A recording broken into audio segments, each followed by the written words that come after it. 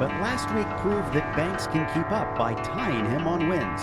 However, as we've seen in seasons past, it's no mean feat to top JR on overall points. Could the tight confines of Southern National Motorsports Park be enough for others to hold him back? We'll find out soon as we get ready to watch the Stone River 100, Round 6 of the Bootleg Racing League's Outlaw Modified Series. And you'll see it all live here on the Global Sim Racing channel. Hi, I'm Joe Peak, and with me in the booth is Chris Foby. Behind the scenes is our director, Sean Crackers Ambrose, and he's using cameras provided by Dougie Beard. Chris, it's smaller than a half mile, and it's got some tight banking. This should be a fun one. Definitely got to agree with you there, Joe. This is a tight track. You got the wall all the way around, which keeps these drivers in close confines. 4/10 of a mile or 2/5 if you're good at fractions. 17 degrees of banking around the track, and it's going to be an awfully exciting course here at Southern National Motorsports Park.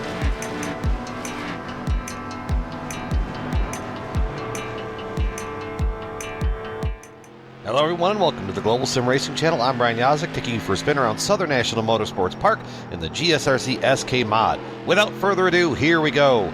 Down into the high banking there for this very, very short oval. This place kind of drives like if Martinsville had banking, if you ask me. So you get it down into the corner, you let it rotate, and it's kind of like a rocking chair. You let it roll backwards and roll forward on corner. You probably don't swing it all the way out there with these cars. But there you go, deck down into turn one, getting that left front tire right on that transition, bringing it right back out here again, and then diving down into turn three. Maybe let it roll up a little bit as the run goes on to try to get a straighter shot down the front stretch and across the line. That's going to complete our very fast guide here around Southern National. I'm Brian Yazek. Enjoy the show.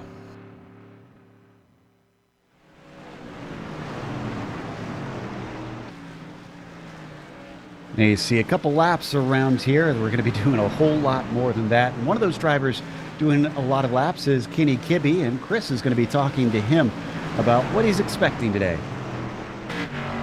Well, Kenny, a very interesting course we have here in Southern National. Tell us your thoughts on this exciting track we have on the schedule this evening.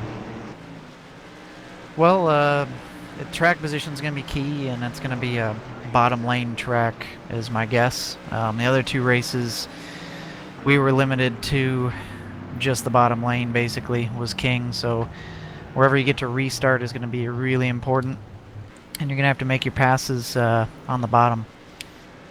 Now, it looks like you're so far middle of the pack as far as practice times go. Are you just trying stuff this evening, or do you think you have your work cut out for you this evening? Well, I think I'm going to be starting on pole, if I remember correctly, from the invert. So that's going to, if that's true, then that's really going to help my chances. If I can control the restarts and start on the bottom. I think my car's got a little bit more speed than what I'm showing on the leaderboard right now. Not top of the board speed, but maybe a little higher than I am. But yeah, I think key thing's just going to be to keep that track position if I have it. Now, if you had to compare this track to maybe one that some of the viewers at home may be a little more familiar with, what kind of track would you say this is like? Oh boy, that's tough. I mean, the banking, how steep the banking is, kind of reminds me of a Bristol, but it doesn't race like a Bristol because of how sharp the corners are. You know, it's not as fast as a Bristol. I can't really think of another one off the top of my head. It's kind of its own animal, and the fact that the top does not come in for whatever reason kind of makes it unique. All right, well, Kenny, we're going to wish you the best of luck this evening. Sounds like you're starting towards the front, so it should be a great race for you. Best of luck holding them off. Yep, thanks guys. Hopefully I can talk to you later. All right, Joe, very interesting thoughts from Kenny. Yeah, interesting to learn a little bit about what this track seems like a mix of. I'm sure he'll want to just get out and cruise for the first few laps just to try and get settled in. But if you like to cruise, well, why not check out the Cruise Shop? The Cruise Shop has been in operation since 1986. They are a team of highly experienced travel agents that have a huge passion for travel. They specialize in cruises, all-inclusive resorts, escorted tours, Disney and family travel, groups, honeymoons, and weddings. They would love the opportunity to help you plan your next vacation. Give them a call today. That's at 260 755-6125, or just visit them at thecruiseshopfw.com. The Cruise Shop is dedicated to fulfilling their clients' dreams one destination at a time. Big thanks to the Cruise Shop for sponsoring this season yet again here in the Bootleg Modified Series. Now, before we get to the championship, we also, or actually, yes, championship up first. Here we go. If I look at my script a little bit closer, taking a look at the points, up at the top, I mentioned it, J.R. Shepard currently leading the way ahead of Josh Banks, and there is an 8-point gap in there. So there is some ground that Josh needs to make up, but that win last week certainly helped him do so. It's going to take more than just one race to decide this thing. From there, James Lowe really close in this fight for the top as well. He's only 2 points back from Josh Banks, so things could switch around. It's going to take consistency, as we tend to see in most seasons. Between Dean and Liston, it's been a tight race for 4th position in the driver standings as well. What about the details for today's race, Chris? How's this all going to go down?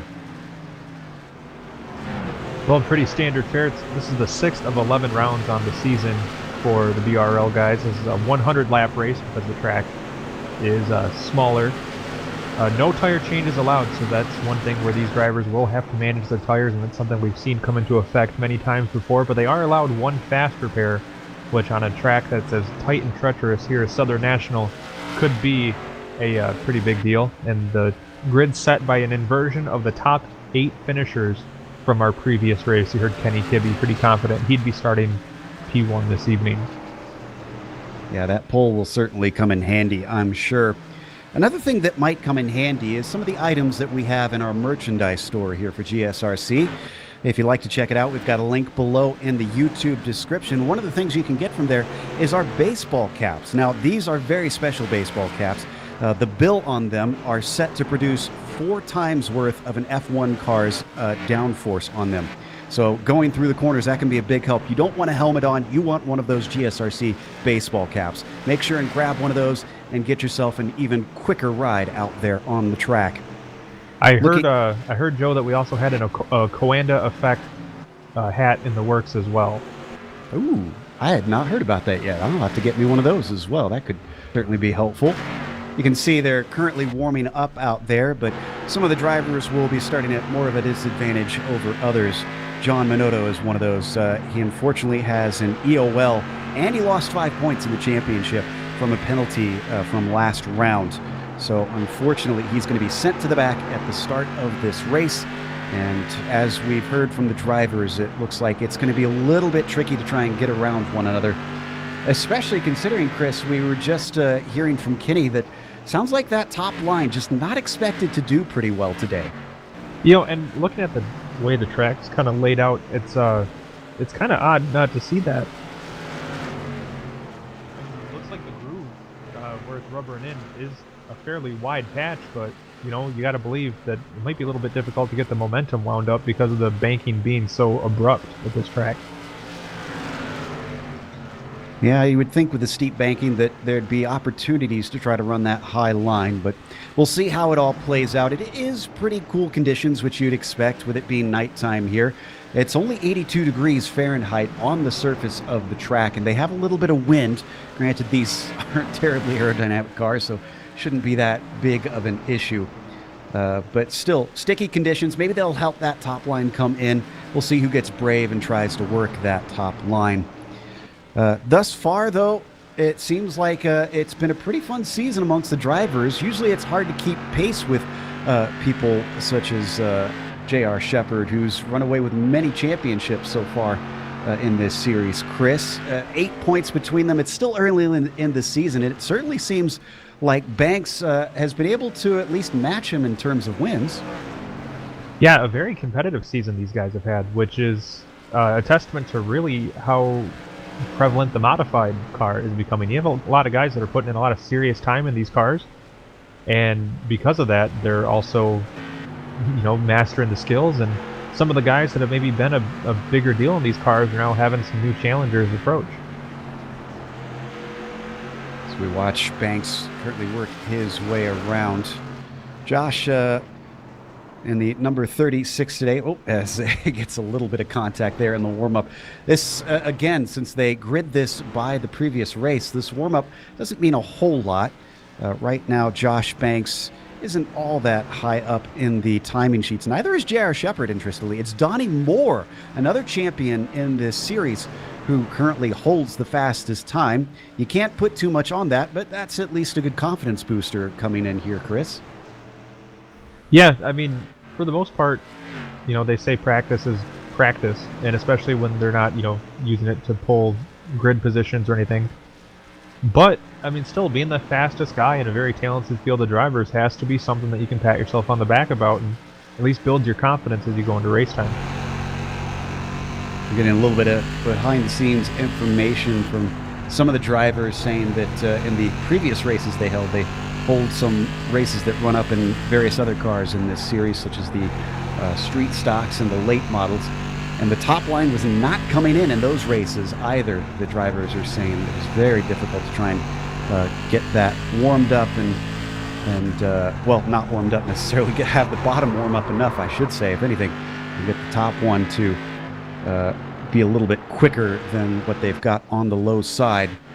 So, you know, these are pretty light cars though comparatively, Joe. You know, you got to wonder if maybe that differential might allow for them to, you know, maybe pull a little more momentum, maybe make that groove work a little bit better on entry. I mean, obviously it hasn't really shown itself too much in practice, but you never know if somebody decides to be brave during the race. It might work a little bit better in these cars than a big old heavy street stack. yeah, you can hope, and I'd say that that's actually a good point. Well, hopefully these drivers can maybe utilize that to good effect to give us a little bit of action out there. James Lowe, who I mentioned is relatively close, he's third in the points right now, is actually sitting second on the timing sheets here in the warm-up. The Portsmouth, Virginia driver looks to be placing himself well in terms of at least finding pace out there. The question is, can he find the track position? Interestingly, he's actually a contractor in his daily life. A lot of these drivers, if you're not used to watching here on the Bootleg Racing League or just on GSRC in general, these are not necessarily professional drivers. A scant few do this in real life out there professionally, and that's not to mean that they lack skill. It's just, well, they've got a day job to work. They've got to go do things that normal drivers who are racing professionally wouldn't necessarily have to do, could focus on their racing day to day. And they come home, they have to hop in the virtual car here and get the speed down. Thankfully, don't have to set the cars up in this series since it is a fixed setup, but we've seen seat time pays out a lot. A lot of the regulars in this series, Chris, seem to steadily move their way forward with time and practice because I would almost guess because it's a fixed series. Yeah, you know, for drivers that aren't maybe great with the technical aspect of these cars and, you know, the mechanics of it, I'm definitely one of those people myself who I couldn't set up a car to save my life, so I always kind of gravitated towards the fixed setup series. But it levels the playing field a little bit. It puts it down to pretty much skill and you know, ability to manage your tires and ability to manage the car, but it's not so much who can hit a trick setup and all of a sudden they're, you know, 2/10 quicker than everybody else. Just about 20 seconds left before we get going, and the Stone River 100 here, 100 laps that they've got to last on that same set of tires, which is why you hear us talking week in and week out about how important it is to save your stuff, as they say here on the oval side, and wait for the end to really push the car hard and use up that rubber. So as the checkered flag now comes out and warm up, the last of the cars starting to peel into pit lane while they'll disappear out from the track if they are still running. We will get our grid for today for round 4. And that starting grid is going to have, as we mentioned, Kenny Kibbe on the pole. Justin Morton will be starting in the second position, though. Chris, what's the next row look like? Well, row 2 is going to see Brian Den in car number 23, followed by the man we mentioned quite a bit, J.R. Shepard in car 98. In the third row, Todd Liston will be starting on the inside in the 5th position. James Lowe in 6th. Considering he's 3rd in the championship, that will certainly be a good place, although he will be behind Shepard on the grid here. Next row? Yep, that's going to be Chris Forster in car 58 next up, followed by another driver we mentioned a couple times, Joshua Banks in the 36. Starting back there in 8th. Since he won last round, he gets shuffled all the way back to P8 since that's where they resort them. Kurt Smith starts in the 9th position. And then the series organizer, Lowell Jewell, will be starting just at the outside of the top 10. Just outside of the top 10 would be Ruben Altis in the 11 car, ironically. And John Payne in the 21 will be next in line. Dan Butler starts in P13, and then Jeff Dooley will be on the outside of row 7. Robbie Robinson will be starting in 15th, and then we've got Mike Allen starting P16 today. Donnie Moore starts in 17th with Justin Allen in the 18th position. Last few on the field of a 23-car field. Big field out here. Bruce Pearson, John Minotto, who we mentioned was given the EOL, so he'll actually slot to the back. Jason Menda, Josh Buckley, and Mike Holloway round out your field. So as they come around turns 3 and 4, pace car is going to give control to Kibbe. Green flag is out here for round 4, and he gets a good jump, is already clear of Justin Morton up on the high side, but we immediately get a caution. Didn't even get to turn 2. Well, that could have gone better.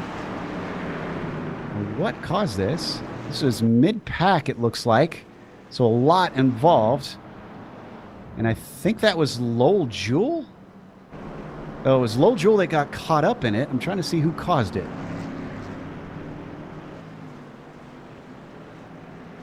Well, you know, Joe, we did mention that this track has a very tight confines, the wall, both sides, all the way around. And it does not allow for mistakes like that to be very forgiving, especially when the field's all bunched up like that. Yeah, and that was Forster that we saw that got bumped from behind. He also got into the back of Todd Liston before that. That's what checked him up. Unfortunately, everybody having to take evasive action, not everybody getting out clean. I see Mike Holloway getting involved in that with some contact. Difficult start for the first green flag run here, which didn't even take him through the first couple corners. Yeah, that's a tough one when you have the field all bunched up like that. And it's one thing when, especially in a series like this, where they're all fighting to get to the inside of the track as quick as possible. You have guys that'll play some games on the starts, and I mean that's just the nature of the beast. You can't really fault anybody for it. But when you have guys all trying to time everything out perfectly, you have spots like this where everybody checks up and tries to respond in kind, and as such we end up with cautions like that on the starts when not everyone is on the same sheet of music trying to make those starts work. Waiting for Buckley, Holloway, and Minotto to get waved around the pace car here as they are ahead of Kibbe right now, and I think that should be this time by since we should get one to go. Let's watch the lights. Nope, we're going to go around another time, it looks like. See if we can get a cleaner restart next time around. Well, I'd like to say it would be hard to get a less clean one, but I've been surprised before. Lowell Jewell, unfortunately, coming in for some repairs, and I think he may have just taken his free repair, his spare car, and that's going to put him under the gun. If he gets any sort of damage, he's actually got to come in and get repairs instead next time, as we are now single file, and we do get the lapped cars waved around. So Kenny Kibbe going to get control again. They go double file. We're going to restart on lap 8 here. What can Morton do better this time? Can he manage to get himself a better jump? See if he can challenge Kibbe. Green flag is out. He tries to get a better jump, but he almost jump-started it too much. He was a little bit ahead of the leader. They're going to be too wide coming through 1 and 2. Back behind them, J.R. Shepard managing to slot into third as now Morton is in second. We already got another caution. Jason Menda on the outside of turn 2. Looks like he started to lose it and then gets into Dan Butler on the inside and then is turned the rest of the way around by Forster.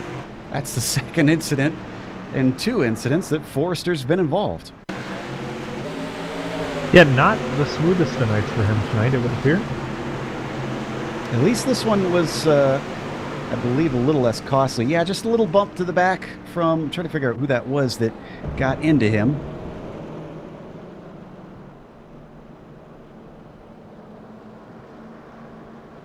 So already on lap 10, a tenth of the way through things, and we're facing our second caution. Kibbe is still your leader. Morton fell in behind him. J.R. Shepard, who started this in 4th, is now up to 3rd.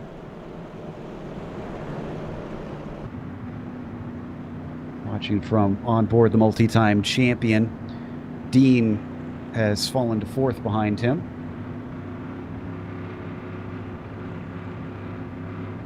So, looks like Holloway's also visited the pits to get some repairs. Justin Allen has too. Forrester did for, I think, his spare car, because I see he was only in there for about a second or two. Yeah, I feel like we'll probably see a couple of those spare cars being used this race. Certainly seems like it, the way things are going thus far. But, you know, hope springs eternal, and I think after a little bit of a shaky start, we should be good here coming up next. We've still got the lights on the pace car, so we're not going to be going green quite yet. Looks like they are doubling up now, so 1 to go. Drivers getting ready to take our second restart of the day on lap 14. Let's see if we can get some clean racing in before we reintroduce that pace car another time. What's Kibbe got this time? Justin Morton, awful early. Almost had the lead away, but this time it's a little smoother, but not as good of an opportunity for Morton. In fact, it's a horrible opportunity, because there is J.R. Shepard to his low side, already getting second place away. We mentioned this is a bottom feeder track, and we're seeing most everybody try to squeeze down. As in the back, I can see it 3 wide with John Hain in there, as well as Todd Liston. We got an approach up front as J.R. Shepard now gets to the inside of Kibbe for the top spot. Kibbe is going to be stuck in that outside line that is not preferred, but he's holding his own so far.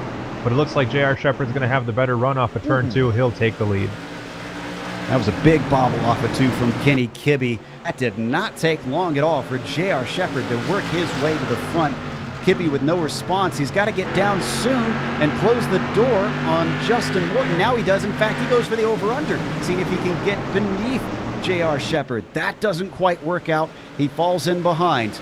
Behind them, we have a bit of a battle for 5th place. James Lowe being passed by Dean, who gets to his inside. That was a great crossover move that Kibbe pulled, and although it didn't work out, definitely gave him a shot at it. But now he's under assault from the 9 of Justin Morton for the runner-up position. Morton looks like he may hit the flat of the track as he slides up a little bit, and that's going to have Joshua Banks closing in on him as well. 2nd, 3rd, and 4th are a dead heat right now. Ooh, and Lowe has swapped positions with Dean. He manages to get underneath them. The 99 still working on that spot. Oh, and we got a change for 3rd in front of them as well. Josh Banks managing to sneak inside of Justin Morton just in time. Yeah, Banks just shoved it in there. Didn't even have a second thought about it. Just went for it and took the spot. It was a great power move. Caution on the track. Looks like Pearson involved in that one. And a single car incident, though he had some help. A bump from Chris Forrester. I suspect the race stewards might have a word with Chris Forrester after this one, the way things are going. Yeah, Forrester may end up in the timeout chair before the end of this one. And watch on board. Just simply gets in the back. I'm not expecting him to accelerate that slowly off the corner. And thankfully, Holloway didn't hit anything in that.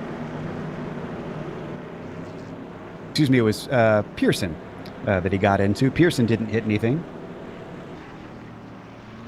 Now, I believe we have one of our drivers ready to talk to us for an in-race interview. If I'm not mistaken, it is Justin Morton. Oh, we'll see if we can grab him and talk to him real quick while we've got a couple more laps under yellow here.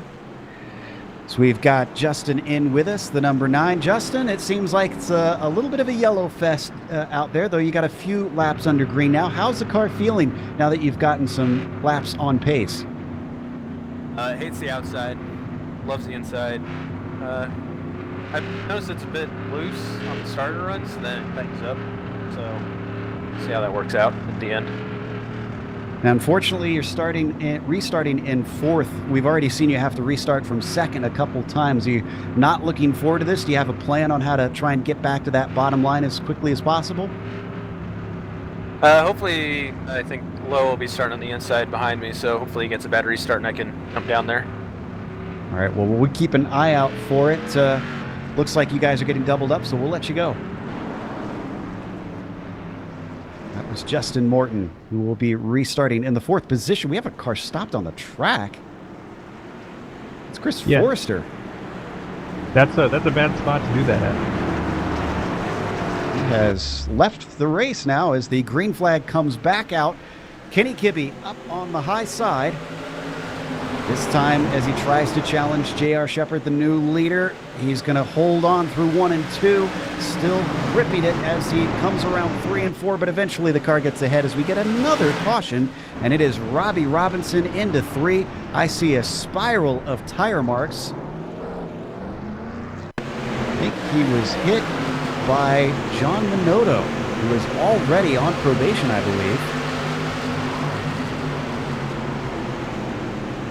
Remember, he was the one that was sent to the back of the line at the start because of being penalized for his behavior last race. And he sent Robinson through an absolute spin cycle.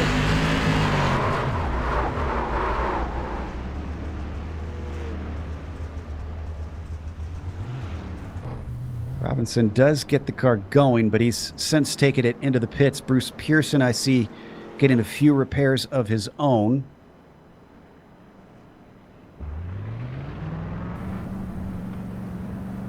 Well, Joe, looks like lap leader award's going to go to the pace car tonight. It's kind of turning out that way. Well, interestingly, we've only got 3 cars that are a lap down. That's Menda, Pearson, and Robinson. Now, they do get a lap back, I believe. They do get a lucky dog, and I think that's Menda this time around. So that make that 2 cars a lap down.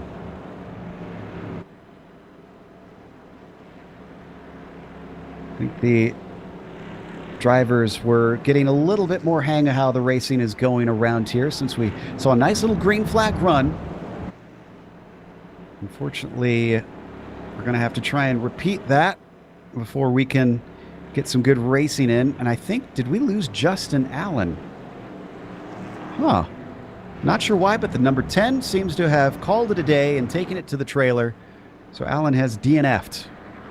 He's the second car to do so after Chris Forrester.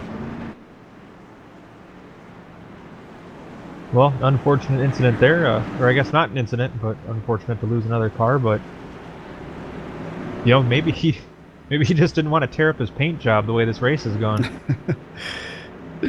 Yeah, he worked hard on it. You know, he wants it to look nice.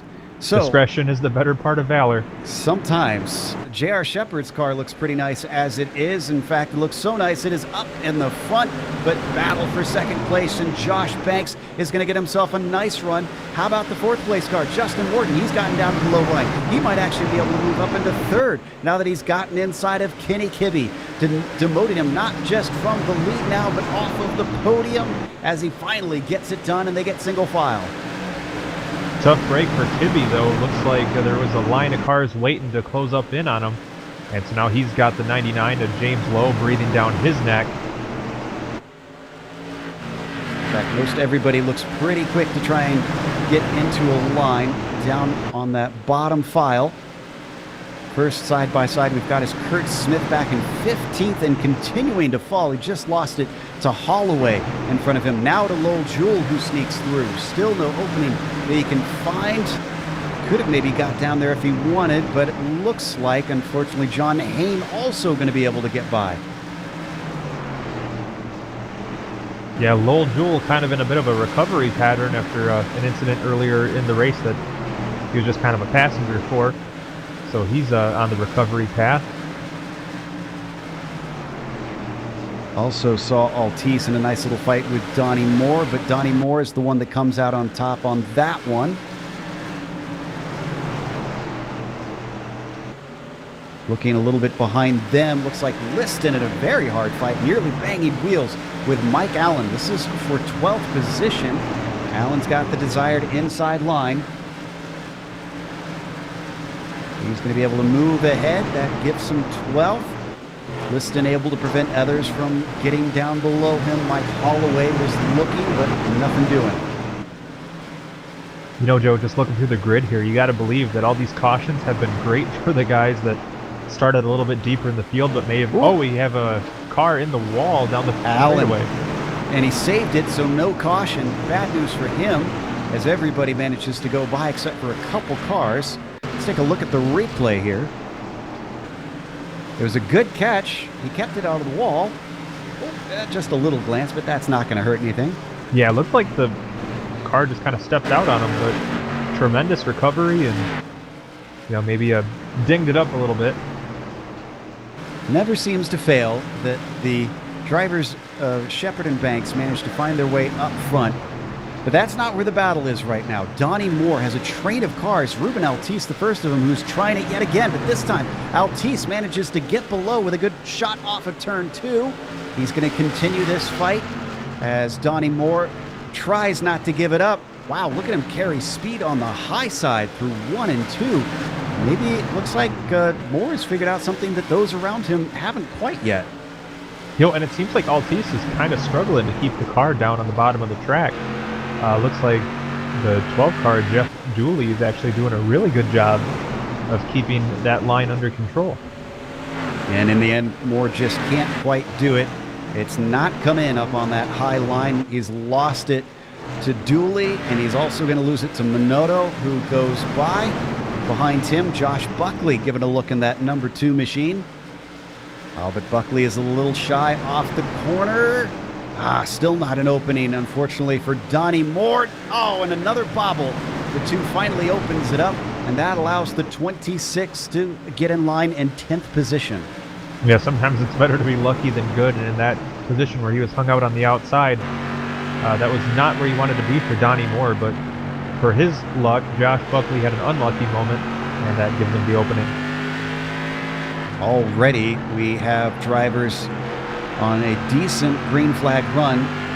This is the longest we've had thus far, which means that some people have got to start thinking about these tires, Chris.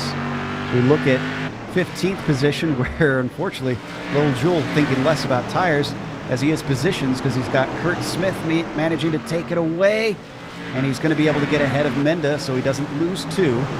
But now that we've got a bit of a long run, I mean, what can they do to try and hold on to these tires a little bit better?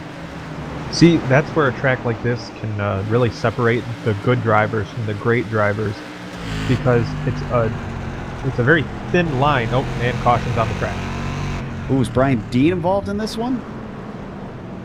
Yes, he was. In fact, he was the one that started it. He's going to clap the wall, just exiting turn 4. In fact, he hits it hard, gets stopped on the racing line, and poor Jeff Dooley is the victim. There you see the tail end of it. I think that was number 2 of Josh Buckley as well. And that was a pretty good hit into the front stretch wall, too. And then the preceding hits after that. Definitely got T-boned pretty hard there. This is Buckley's perspective coming up on the accident. Oh, and Buckley hit the outside wall first? Wonder if he was checking up and he got pushed from behind. I think he may have, and I think that was Todd Liston. Yeah, Liston was the one that got into him.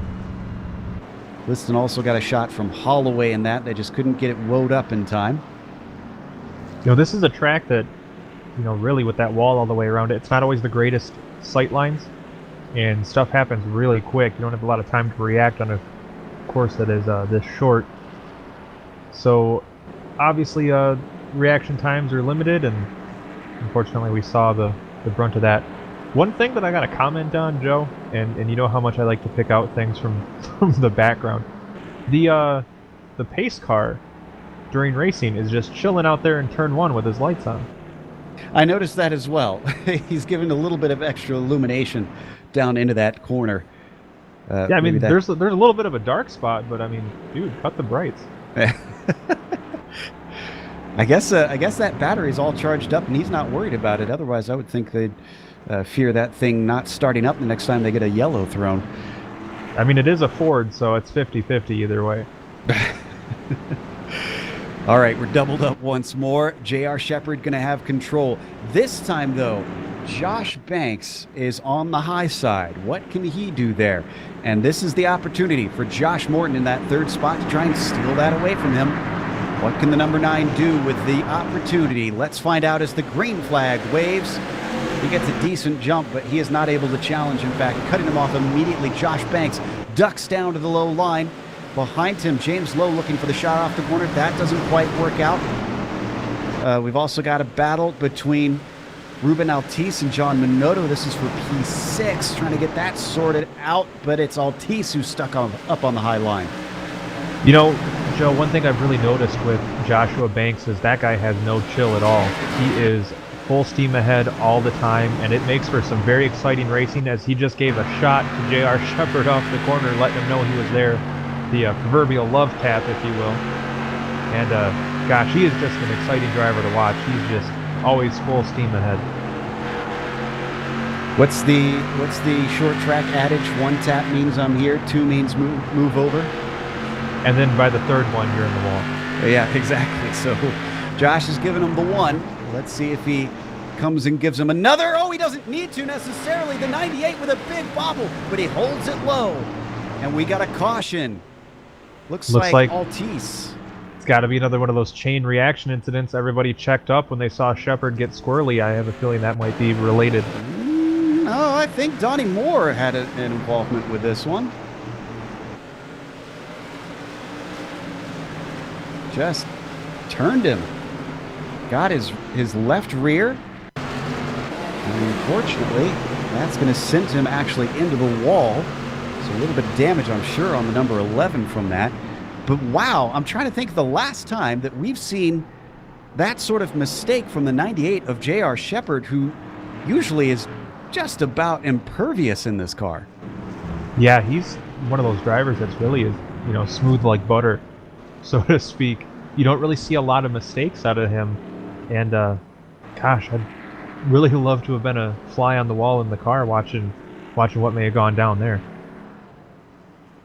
And we've got another in-race interview ready to go. Looks like John Hine is joining us. And John, you've certainly had a little bit of fun out there. We've got a couple long runs now. Are the tires going away pretty quickly, or are they pretty manageable in these cold conditions? So far, they've been manageable. Without that upper groove, it's kind of hard to really tell. So, but it's feeling just as much under me as what it did at the beginning. That's good to hear, at least. After a rocky start, things seem to have settled in. Do you think the drivers have kind of shaken out all the nerves? It seems like everybody's a little more calm on track?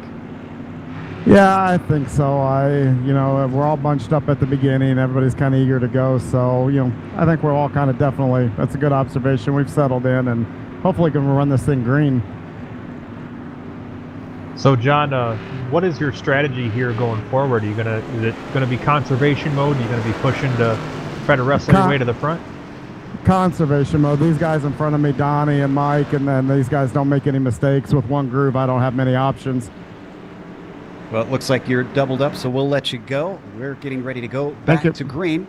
That was John Hine that we were talking to, restarting in 9th position. As the green flag comes out, Josh Banks once again trying to get down low. This time, though, a good start from Morton. But he just can't do anything with it. It compromises his exit. James Lowe up on the high side in the 99. That's going to be a tough ask. He's going to try it anyways to see if he can get into that third spot. He starts falling back and slipping away anyways. A little bit of momentum helping him on the back stretch to at least hold with Justin Morton. And now he's starting to come back. Look at this, Chris. Wow. What a great race we have going on up front, Joe. This is making the most out of a one-groove track, I guess. This is the first time we've seen anybody try and make the high line work, but he slaps the wall coming out of 4. That's going to compromise the 99. He falls back once again to his inside. Kenny Kibbe seeing if he can try and take that 4th spot away instead of gifting him 3rd. Even still. Oh, and we got another caution. I think, is this Altice again? Oh, it's a big one. The leaders are coming up on it. Everybody has to check up. We got somebody on their lid, Joe. This started... Looks like this started with Robinson getting into Jason Menda through 1 and 2. And then unfortunately it was almost a track blockage, it looks like here, Chris. Yeah, we mentioned it before. You know, this is a very narrow track, and you got a lot of cars that were basically a parking lot there as the leaders were closing in on them. That was Shepard. That was Shepard on his lid that we saw. J.R. Shepard has lost the lead, and Banks is your new leader because he ran into the back of the accident. He had no choice but to tow, and that's actually going to put him multiple laps down. So there's your leader, Shepard, right there. Wow, prophetic stuff. I asked if the tight confines would allow drivers to have a chance to stay with him or maybe even hold him back, and well, the tight confines did indeed bite him. It turned his world upside down, literally. You see from on board his view. So it's now Josh Banks and Justin Morton who will be on your front row. Kenny Kibbe slots up into third from that, and James Lowe is promoted to P4. What a twist. M. Knight would be jealous. We're still waiting for them to double file, though, I think. I believe the lights are on. Wait, Yes. so is M his first name? You know, I never thought to ask. Next time I have lunch with him, I'll ask. I'll try and pop the question there. Yeah, but then it'll turn out that you're actually eating breakfast. Touche, my friend. All right, now we are going double file as Josh Banks is going to lead them away. Oh, and, well, what in the world? Why is J.R. Shepard turned around on the bottom of the track? You know, you really can't listen to your GPS that close. We'll try and get a replay. Okay, we have extended the caution. Let's see if we can get that real quick before we come back to green here and figure out why he was turned around. He should have just come out of the pit lane.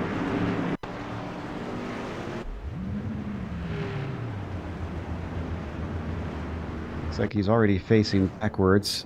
Here we go. We should be able to get this in just in time. Oh, did he touch the banking maybe? Spin the tires? Just goosed it, I guess. Well, green flag is coming out, so let's get back to live action racing. And Josh Banks now has an open goal in front of him. Up on the high side, the 9 of Morton under threat from Kenny Kibbe for that second spot once again as they swing it through 3 and 4. This is allowing Banks to start to run away with things, get himself a handy little gap.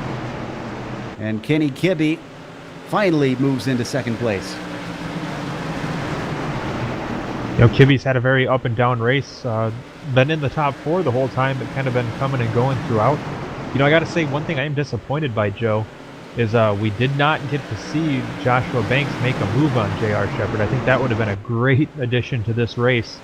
But we got a fight going back a little further back. James Lowe trying to make that outside groove work again in the 99. I don't think he's trying. I think he is. The 99 is the first driver we've seen really figure out how to carry his momentum, and a few others are following. That's Donnie Moore on his low side. You see in the 26 white, green, and black machine. He's able to at least hold him at bay, but certainly not completely quell this fight. That time coming off the corner, he was very fast. And to his inside, James Lowe now sees Minotto manage to get in front. John takes P5 away. You know, Minotto, we didn't get a chance to talk about it, but on that last restart, he actually ended up in the wall on the straightaway at the start. There was a couple drivers that tangled up, and they all kept it pointed in the right direction, so we didn't have a caution, but Minotto ended up in the wall at one point in time, and he's fought back. He's up to 5th now, and looks to be challenging for 4th here in the not-too-distant future. We only have 13 cars left on the lead lap, by the way. That's how many have run afoul of problems. And this isn't the worst race we've seen in terms of cautions. And Donnie Moore almost bringing out his own caution there on the front stretch as he starts to lose it, but catches it before he glances the wall. This is checking up those behind him. Wow, brave move down to the inside from low on Minotto. And that's going to give him the 5th position with that move. Maybe, almost, still working on it. That could have been real bad, Joe. Minotto and Lowe both touched wheel to wheel, and that's probably one of the least fun things you can have in one of these open wheel cars, as Minotto now back to the inside. Oh, the 99 gets all kinds of loose up in the outside. That's going to help Minotto quite a bit. But wow, James Lowe, really the only driver that can seem to be a threat on that outside groove. Wonder if this is a chance for payback, though, for Minotto, now that he's on the low side of Lowe. And so far, he hasn't been racing him that same way. He's not going to shove him to the outside wall. He's holding it down low as the 99 continues to carry his speed very effectively, forcing anybody who challenges him to work hard. But we're down to 9 to go. So up in front, there's a bit of a battle for second going on as well. And they're approaching lap traffic up in front of them. We've got Banks catching Jason Menda, who's going to pull to the outside, let all 3 of the podium drivers through. You know, Joe, I got real disappointed there for a second. I thought we were playing the pun game with Lowe's last name before we hopped up to the top 3. Josh Banks, though, with only 6 laps left to win this one. J.R. Shepard is back out on track, but a lowly 18th. That 8-point gap is going to shrink significantly if things stay as they are. We could get another caution get a restart, though. The point of no return should be next time by.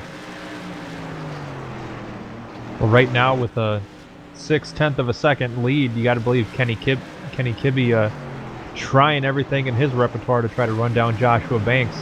But Banks looks like he may be on his way to the bank with this race so far. As we've seen, you can't cash the check quite yet because some surprising things can happen. But we're down to 3 laps to go.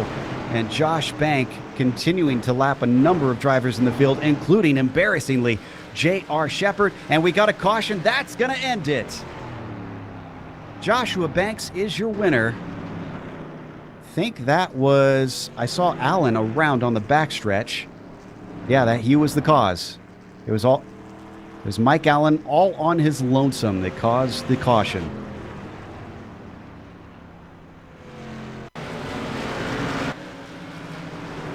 And as we look at it, we actually are on the white flag lap right now, so we should come back pretty soon here. There you see the simple spin that he had.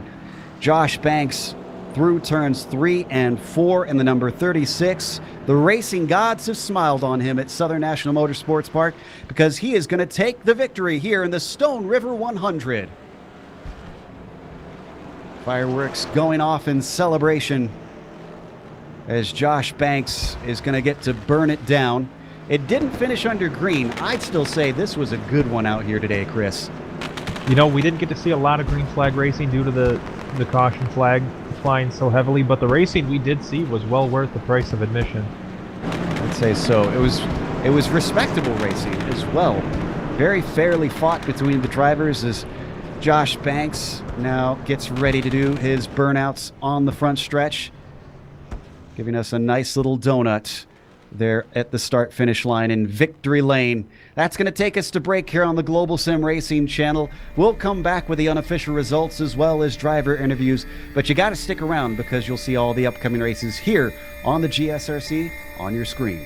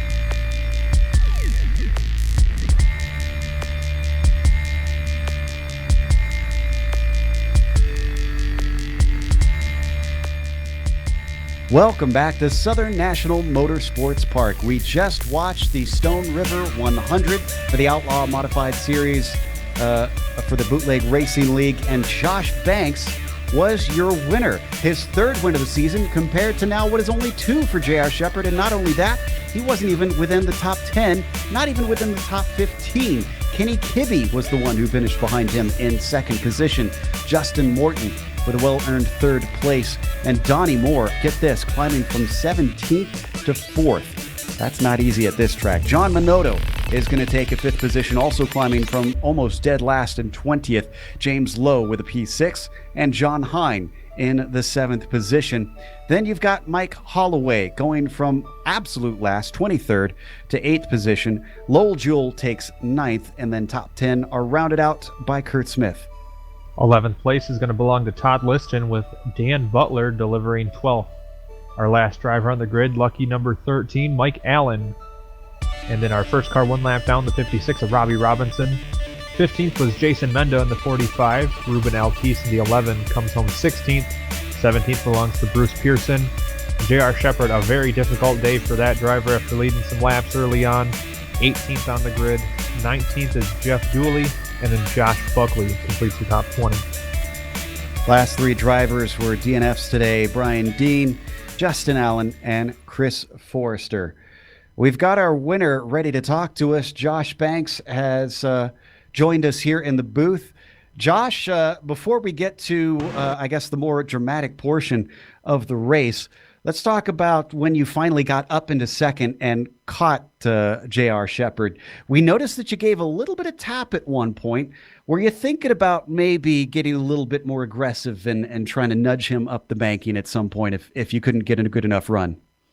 I mean, we do what we got to do, but just want to go ahead and, before we say anything, I want to send my sincere apologies to JR. I know that wasn't his fault and just bad timing, and I wish he was up here racing. I would have loved to race that one out. I hated that it happened to him, and just hopefully next race and so on we get some good races in the future. But that particular moment, it was just tight. I was trying to get a run, and that particular moment when I bumped him, it just happened to be closer than I thought. And give him a little tap, let him know I was there, I guess, and go from there. I mean, I was watching how he drives versus how I was driving. We were running 2 different styles, and just seeing how the race progressed. If we did get a good long green flag run, which we did there for a little bit, and it was starting to come in, and but the cautions kept falling different ways, and it kept doing it. So it's just hard racing and short track racing, man. Come on. Absolutely. And you mentioned what happened to JR with him running into the traffic. I mean, what did it look like from your perspective coming up onto what was practically a track blockage? Yeah, I didn't even see it coming. I knew there was a wreck. Heard the spotter was like, car stopped, and I was like, okay. And but it come up so quick, and unfortunately JR had the unfortunate hand of it, and luckily on our end, I hate to be the double-edged sword here, but thankfully on our end we were able to get through it pretty cleanly, untouched. So but just like I said, hate it for JR, man. That sucks for him. I know it does. And there are a few times, and I hate to be in that position again. Obviously, we come to a number of tracks a few times a year, this being one of those here at Southern National. Did you learn anything this time and that you feel like you could maybe carry going forward the next time you visit here? Because a lot of drivers talked about the top line won't come in, and then we saw a few managing to use it by the end of the race. Yeah, I think that later in the run, once the rubber got kicked in on the bottom, it would come in a little bit. If you somehow were able to work that bottom with the apron, you could make it work still, no matter what point in the run you're at. But if you miss that bottom at any point, the car's kind of tight with the setup we have tonight, and that top line may have been able to come in. It's hard to say on my end. I didn't run it much, obviously, but this track's just such a bottom feeder. It's hard to do anything on that top side, but if you can do anything, you're rolling. Absolutely. Well, congratulations on the win. Anybody you'd like to thank before we let you go? First off, thank you guys up in the booth for doing an awesome job this season so far, and looking forward to the rest of the season. And to our guys up in the admin spot for like Lowell and everybody for the league and hosting it, doing a good job as they always do. And also my sponsors, Matco, doing a great job hopping on the car because I work for them. So gotta throw them on the car a little bit, but shout out to them and my team SWA as always. So again, thank y'all. That was our winner, Josh Banks. Up next, we've got second place Kenny Kibbe, and Chris is going to be talking to him about his race. Yep, catching up with our runner-up today, Kenny Kibbe. Kenny, you started on pole. I know you seem to be not of the opinion that you maybe had not the best car out there, but it seems like you managed it pretty well to come home in second after a tough race. Yeah, I mean, we got lucky there a little bit. Had a couple restarts on the bottom, and more importantly, missed the chaos that happened around us, especially that one where guys in the back must have wrecked, and we came around at full speed, and the caution just came out, and then there was people right there, and I feel really bad for JR that he got flipped on his lid like that, but we were able to get through it clean and then just kind of ride it out for the rest of the time. And I think as the race went on, I kind of figured out some stuff and learned some stuff that made me a little bit faster. Now, it looked like Banks was on a rail there towards the end. Did you think maybe if it had stayed green, you might be able to run him down, or were you basically just trying to hold your own there? Yeah, I doubt I was going to be able to catch him. If we would have caught up to a bunch more traffic, then maybe, but he was going to have to make some mistakes, and I was just trying to keep things going straight. I got loose a couple times and almost wrecked a couple times. I was just kind of trying to hold where I was because I'm pretty happy with the second place here. Now, with a track like this that was really pretty difficult to pass on, I know you and Justin Morton seemed to trade the second and third place back and forth a lot throughout the event. What's it like racing with some of the guys in these series? I mean, you build trust with these guys the longer that they race, and a guy like Justin, I raced with him in other leagues and everything, so I know how he is, and he's always been a really clean driver. And so there's guys that you know that you can either push the limits with, and other guys that you kind of got to keep your distance with. And usually when you get up towards the front, you end up with guys who, they've been there before and they know how to do it. So with a guy like Justin, I don't have a problem racing with him, and he always races me clean. Very cool. Now, Kenny, is there anyone you want to thank that's helping to make your season possible? I'd just like to thank everybody at the cruise shop and at the Bootleg Racing League. Lowell for all that he does to keep this league going, and all my friends that like to watch my Twitch live streams, and you guys for doing the broadcasts. Well, thanks, Kenny. Once again, that's our runner-up tonight, Kenny Kibbe. Having a great finish here. Thanks, Kenny. And now we have Justin Morton joining us in third position at the end tonight, even though he started on the front row. Justin, considering that it is one position down, but it is a podium, are you satisfied with that finish? Yeah, I'm pretty satisfied with third. Managed to run up with Lowe and Shepard and Banks, so I feel pretty good about that. We keep making so much of a deal about this is a low-line track and whatnot, but next week we're going to Lanier, which is a little bit flatter and a lot wider. What are your thoughts heading down to Georgia for next week? Well, it'll be the first time I've run this car pretty much at any track because I'm pretty new to the car, so I'll be pretty happy to run anywhere. Awesome stuff. Now, we understand that you are Riley Thompson's teammate, and we've seen Riley race a number of times here on GSRC, but on the road side, any chance you could lure him over here to the circle tracks or vice versa?